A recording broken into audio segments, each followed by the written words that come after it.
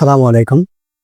শুরুতেই বাংলাদেশ টিমকে অভিনন্দন জানাতে চাই এত সুন্দর একটা জয় উপহার দেওয়ার জন্য।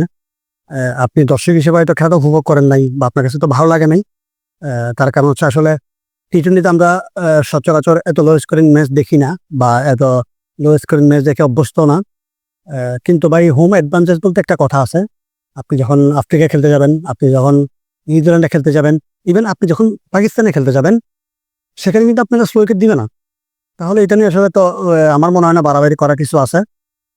হোম অ্যাডভান্টেজ নেওয়ার যেহেতু একটা সিস্টেম আছে, বাংলাদেশ টিম রাইট ওয়েতেই ছিল। আর অ্যাজ এক্সপেক্টেড আমরা তো আসলে সবাই জানি মিরপুর উইকেটটা কেমন হয়, একটু স্লো হয়, রান কম হয়। তো শুরু থেকেই জানতাম যে এই উইকেটের রান একটু কম হবে। তো আসলে দর্শক হিসেবে আমাদেরকে এটা মেনে নিতে হবে। আর কালকের ম্যাচের পারফরম্যান্স যদি আমরা আলোচনা করতে চাই, তাহলে আহ, একটা গুড সাইন হচ্ছে যে আমরা টপ অর্ডার থেকে রান পাচ্ছি।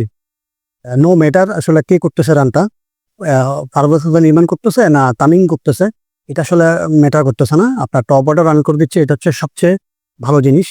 আর তাওহিদ হৃদয় আর ইমনের যে পার্টনারশিপটা ছিল, আমার মনে হয় ম্যাচের টার্নিং পয়েন্ট এটাই ছিল। ওদের যে সেন্সিবল ব্যাটিংটা ছিল, ওরা যে ধৈর্য সহকারে ব্যাটিং করছে, এই উইকেটের ডিমান্ড অনুযায়ী ব্যাটিং করছে, আমার মনে হয় ওদের পারফরমেন্সটা টপ ছিল। আর বলারদের কথা কি বলবো, হয়তো আপনার 110 অল আউট করে দিচ্ছে, মানে অবশ্যই ওরা টপ বোলিং করছে, স্পেশালি মুস্তাফিজ। এই যে উইকেটটা ছিল, এই উইকেটের জন্য স্পেশাল ভালো হচ্ছে মুস্তাফিজ, কারণ একটু স্লো টাইপ উইকেটেই ও নিজের সেরাটা দিতে পারে, সেরা বোলিংটা করতে পারে। তো আমার মনে হয় বোলারদের পারফরমেন্স টপ ছিল, ব্যাটসম্যানদের সেন্সিবল ব্যাটিং ছিল।